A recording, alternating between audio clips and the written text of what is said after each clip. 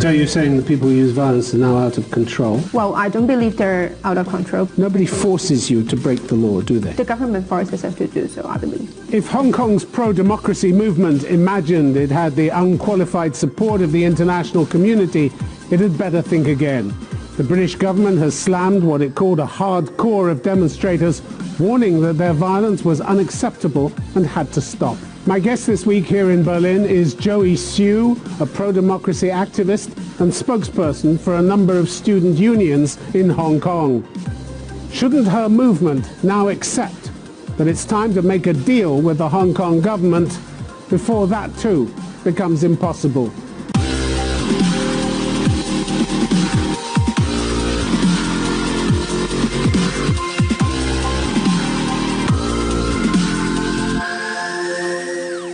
Joey Siu, welcome to Convict Zone. My pleasure.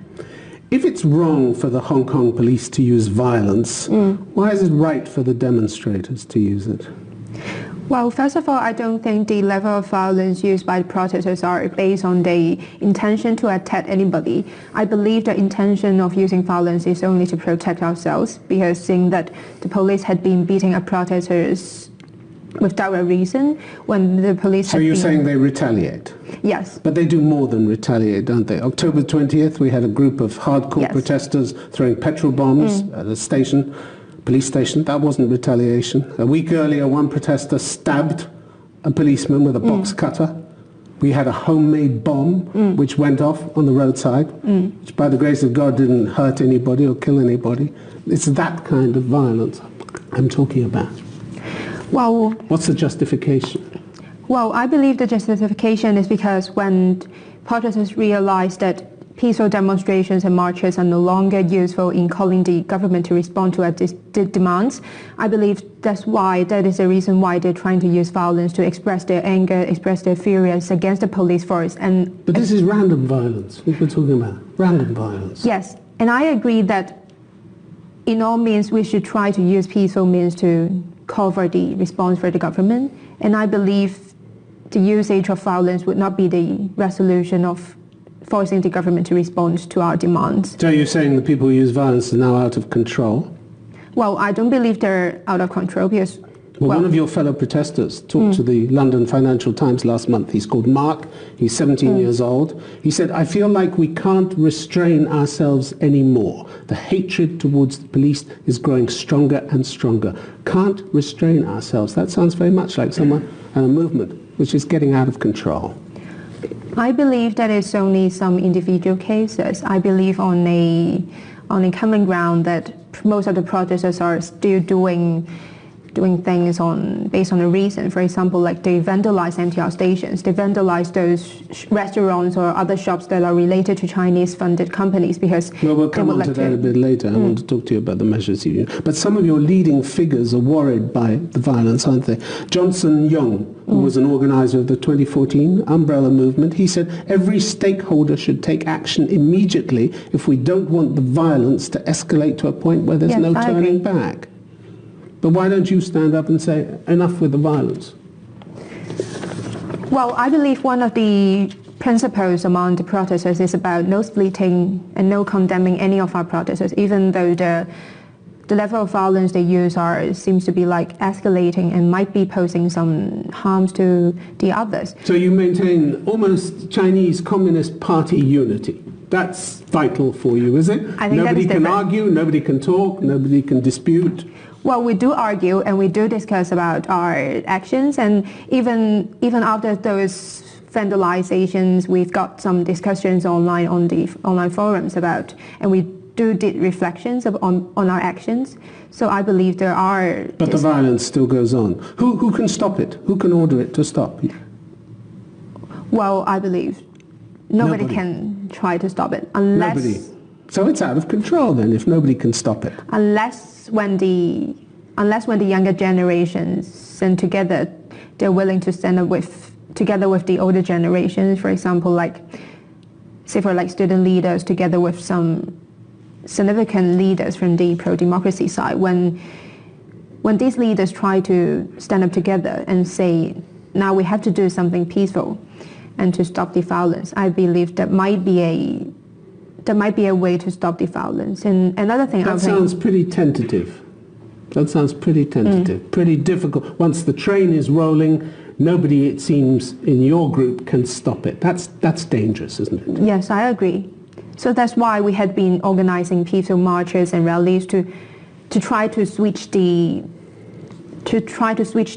tactics that we are using on protesting to call for the government to respond to our demands.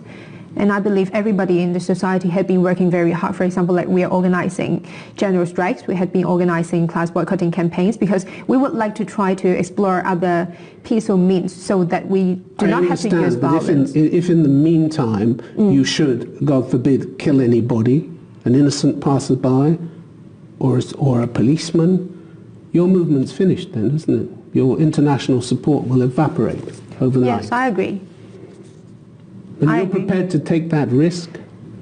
And you won't come out in public and say, we need to stop this. The British government has slammed, last week, has slammed what it called a hardcore minority, said the violence was unacceptable.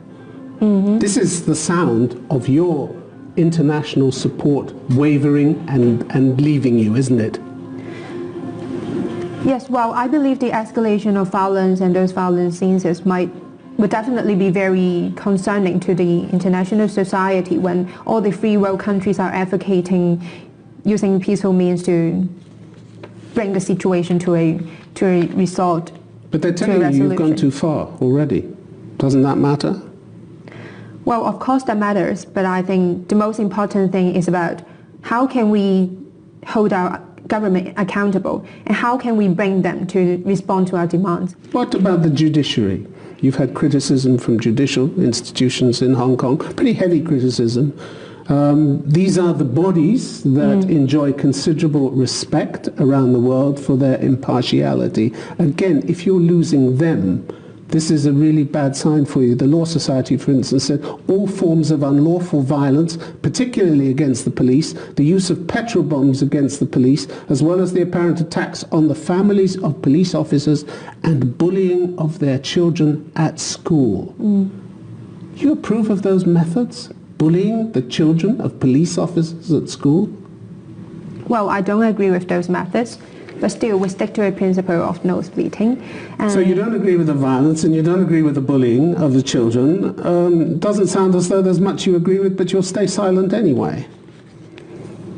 No, we had been advocating using peaceful means, for example, like peaceful rallies, marches to express our concerns and demands. But the point is that we do not publicly condemn those actions, but still we try to use our peaceful means, to use our own peaceful means to try to switch the tactics. And yet others are using intimidation, mafia-style intimidation. We have a report of one teenage daughter of an officer being harassed by an adult while she was playing sport. They said to her, what your father is doing is disgusting. Since when are children responsible for the actions of their parents? Well, first of all, I don't think any family members of those police officers should be responsible for their own disgusting actions. And but you're making them responsible. Some of your people are making them responsible, bullying them, harassing them. Well, I believe that is happening, but well, the Law Society says it's happening. They accuse you of it. Yes, I can't deny that it is actually happening, but still we're trying to use peaceful tactics to bring the situation to a resolution. And I believe like bullying family members would not be a very good way to solve the situation. The Hong Kong Bar Association said your attack on the Hong Kong airport constituted serious obstruction and was in open defiance of injunctions granted by the courts. In other words, you broke the law. Do you want to live in a state governed by the rule of law or only the laws that you like? Of course, I would like to live in a state of rule of law. However, we can see that it is very obvious that the situation of rule of law in Hong Kong is being broken, not by the protesters, but by the government itself first. And I believe that's why protesters are marching on the street, are taking onto the streets, even though they know that it will break the law. And I believe your activists are saying, you know, that their most important aim is to fight to protect the rule of law in Hong Kong and judicial independence. But you're trashing it at the same time. Well, I believe... You're breaking the law to protect the law? It doesn't add up, does it? Well, it is the government that forces us to take on the streets and to break the laws. It is not the protesters' intention to break the law. Nobody forces you to break the law, do they? The government forces us to do so, I believe. That's your interpretation. But here are these judicial institutions warning you that criminal contempt, as they put it, impedes the administration of justice and, if unchecked, will inflict grave and irreparable damage to the rule of law in Hong Kong. Grave and irreparable damage. That's what they think you're doing to Hong Kong. Doesn't that matter? Well, of course that matters, but as I have mentioned, what matters the most is about whether we can actually bring a change to our political structure and our government structure. And that would be the common goal and would be the most important goal for us to achieve for this, at this moment. And I believe even for the Department of Justice itself isn't being totally independent for now.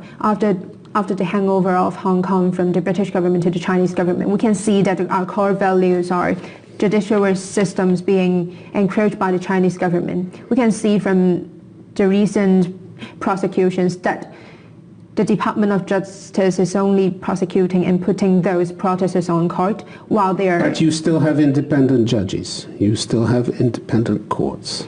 Well, in terms of system, they are independent.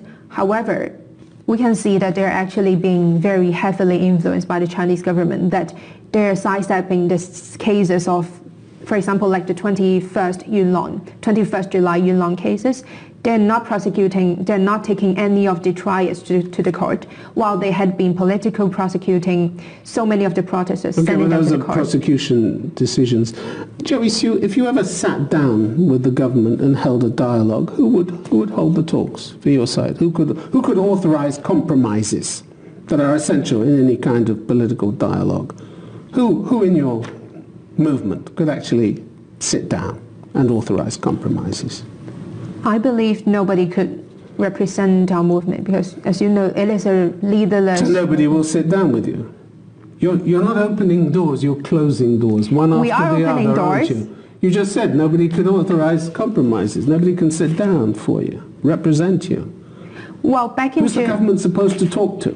Well, back in June, the Chief Executive Carrie Lam has tried to approach to several student unions in Hong Kong, and we had rejected her offer because she requested a private meeting with only some of the student unions in Hong Kong, which is not even representing all the students in Hong Kong. It would be a start, wouldn't it? It would have been a start. It won't be a start, it would only be an end to our movement, because back in 2014, we see that Carrie Lam tried to talk to some of the student leaders, some of the leaders of the Umbrella Revolution. However, what we got after the dialogue was the crackdown of our movement, and then Carrie Lam did not fulfill any of her promises in the dialogue. And we feel like, especially in this leaderless movement, it is very important for us to have a public dialogue with as many stakeholders in the society as possible. At least we cannot only have the student activists talking to Carrie Lam. Okay, we have to include other stakeholders. You've put forward 5 principal demands of the Hong Kong government. You and your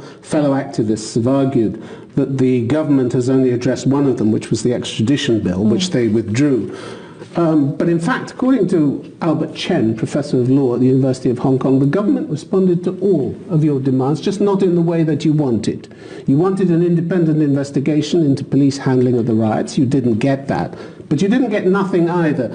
The Independent Police Complaints Council appointed 5 overseas experts from Britain, Canada, Australia, and New Zealand. You didn't get everything, but they did respond, didn't they?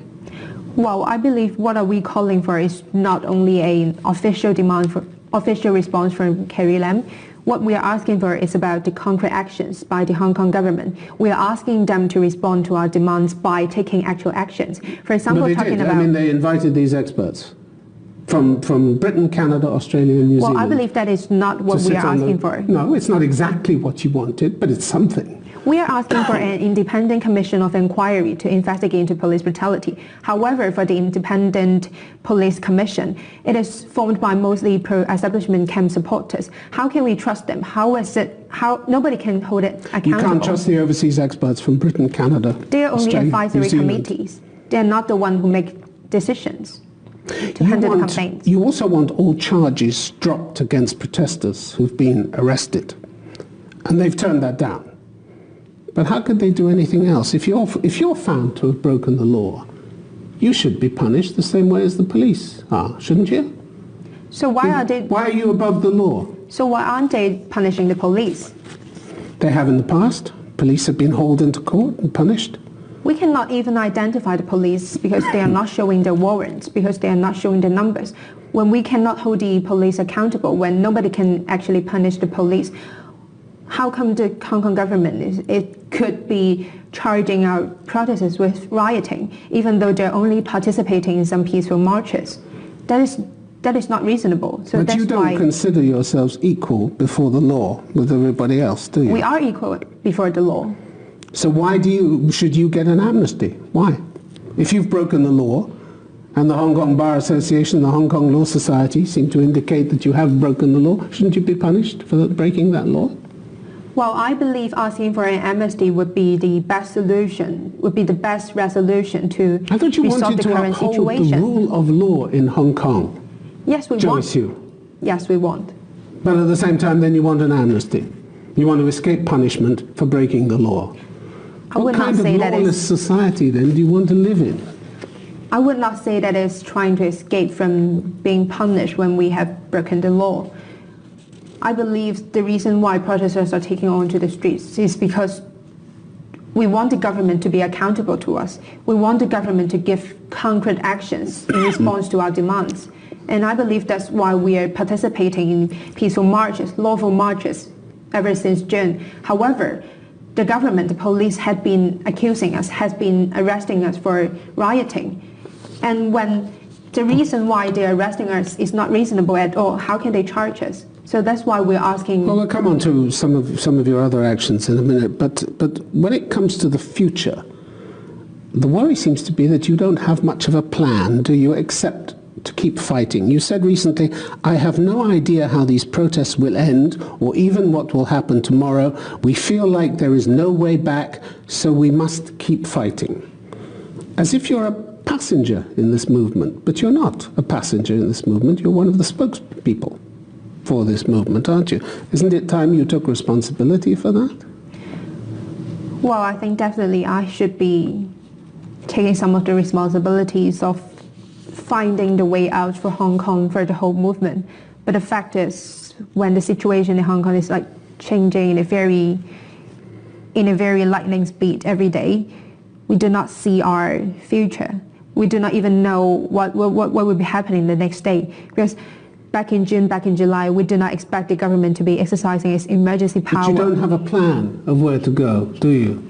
Apart from saying we want all our demands met in full, that's the only plan you have, haven't you? That's it. We do have a plan. We do have a plan. We are very clear that we have to rethink about we have to rethink about the future of Hong Kong. We have to think about the 2047 deadline. And I believe that is a consensus among Hong Kongers. Other than the 5 demands, we are trying to have discussions among different stakeholders in Hong Kong about our future after 2047. But at stake is not just your fate and your fellow protesters, but millions of other people who live in Hong Kong who are going to have to live with the fallout from your movement and from your movement's actions for many years. I mean, you may be happy to bring China's wrath down on your head, but to collapse the roof on everybody else's head in Hong Kong, is that really a responsibility you want or you're prepared to take? Well, first of all, I think the majority of Hong Kongers are still in support of the movement.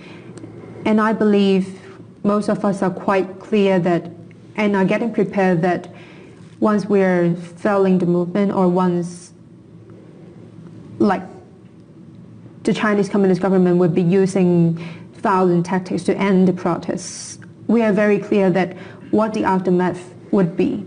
And I believe the majority of Hong Kongers would like to take the risk in exchange of a better future of Hong Kong. But don't you have a responsibility to try and find a way back which preserves and strengthens what you already have, instead of risking a crackdown in which you could lose everything? I believe we do all I mean, for the activists and pro-democracy politicians, we do have the responsibility. But after all, I think the greatest responsibility is the Hong Kong government itself. It is the British government calls for a meaningful dialogue between all parties with a credible political track to protect the rights and freedoms set out in Hong Kong's basic law. Are you capable of opening that meaningful dialogue? From what you've told me so far, you're not, are you? Well, I believe the first criteria of having a sincere and meaningful dialogue would be the Hong Kong government itself trying to be sincere. Well, last time when they were inviting student unions to the dialogue, they're trying to have it privately. They're not willing to make it public and to invite other stakeholders. And even when they're trying to invite... It could have been a start. I come back to that point. It could have been a start. How could it be a start when they're not being sincere? We do not believe there would be any kinds of meaningful consensus made in the dialogue. When they're trying to arrest our fellow protesters, when they're trying to put us in jail, how can we believe that there would be a meaningful or sincere dialogue? At least they have to stop the prosecutions first. I mean, not forever, but they at least have to show some sincerity. Some sincerity. People are worried that you're becoming increasingly rigid and inflexible. Joseph Cheng, who led a coalition of pro-democracy groups in 2014, says, "No one ever dares to say, think about it or accept it. Anyone who does so will be severely attacked. We come to a consensus, we stick to that position, and we cannot shift." Is that the way you're going to be able to start negotiations? This rigid inflexibility? You're in danger of becoming just as inflexible as Beijing, aren't you? I believe the discussion about the future of Hong Kong or how the movement would go is like mushrooming, especially in the recent days when we see that there has been an escalation of violence while we're not achieving anything, we're not forcing the government to respond. I believe there had been more and more discussions, and I believe that like peaceful means would be the only way out for us to resolve the current situation in Hong Kong. Peaceful means, but a group of your protesters have been beating up people who just think differently. September the 15th, we had a group who beat up a 49-year-old Hong Kong man, beat him unconscious because he dared to challenge what the group was doing. Chow Hu-tung remonstrated with your fellow activists. He shouted at them, "Love China, I am Chinese." But they beat him up, unconscious, had to go to hospital. He was in critical condition when he arrived, but he survived. Is that the way you deal with people who think differently from you? Well, of course, that would not be the very ideal way. Ideal? You don't even condemn it? We do not condemn any kinds of... You have no principles then? If you're not going to we do have principles. Inhuman treatment like this, you can't even look me in the face and say, I condemn this kind of inhuman treatment? We would not do any kinds of public condemns. But still, we are trying to switch the tactics to a more peaceful way. What about the violence against businesses that are seen as unsupported? How do you imagine you're protecting democracy by trashing ATM machines and Starbucks cafes? How does that help you preserve democracy? Well, I believe protesters are vandalizing underground stations, vandalizing those Chinese-owned companies for a reason, because they would like to bring actual harm to those companies because they don't support you. It is not about they don't support us. It is about they are the ones who are... to think for themselves. They have to have their windows smashed and they have to have their ATM machines trashed because they just don't think the same way as you do. And you want to preserve democracy. Well, I believe that would definitely not be the best way. However, they're doing that for a reason, and they're not, they're trying to be rational. And that's why we're not trying to condemn them publicly, but still, we do have reflections, we do have discussions about those vandalizations, and there have been more and more voices about that we should actually try to explore some peaceful ways. So you're taking part in the local council elections, not you personally, but apparently 450 candidates from the pro-democracy group. Are you willing to switch your attention from demonstrations and violence to politics, to the slow, painstaking, often tedious business of politics in order to make Hong Kong work better for its inhabitants? Are you willing to do politics instead of just demonstrations? Well, I believe the two things have to go parallel, because one side about politics, when we've got pro-democracy activists trying to get into the institutions, we are trying to change the government structure by a democratic way, by elections. And at the same time, we have to continue our protests so that we can put pressure on the Hong Kong government itself. And I believe the two things are not contradictory, and that's why we have to make it go parallel. And I don't believe that we have to put all of our attention, all of our focus on district council elections and try to stop any kinds of protesting. But still, I believe that protests have to be in a peaceful way. Joyce Yu, it's been good to have you on Conflict Zone. Thank you very much. Thank you.